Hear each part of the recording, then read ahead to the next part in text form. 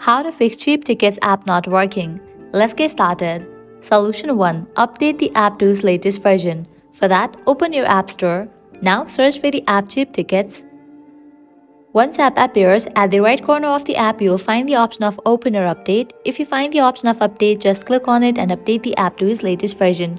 Once you update the app, you can check whether your problem has been solved or not.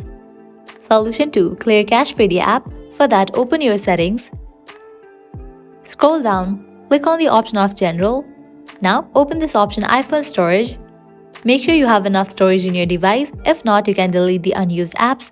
Likewise, scroll down, head towards the app CheapTickets. Once you find it, open it. Now click on Offload app. Click on Offload app. Offloading app clears cache for the app. Now click on Reinstall app. After completion of reinstallation process, you can check whether your problem has been solved or not. If you still encounter this issue, you can apply solution 3. That is, you have to completely delete this app from your device and reinstall it. So go ahead and click on this option of Delete app. Deleting will also delete all these documents and data. This action cannot be undone. Click on Delete app. Once you delete this app, you can close this. Now launch your App Store. Search for the app CheapTickets.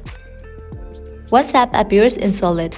Applying these solutions, your problem will be fixed. So this is how you can fix CheapTickets app not working. At the end, if you guys find this video helpful, don't forget to like, share and subscribe to our channel. Thank you.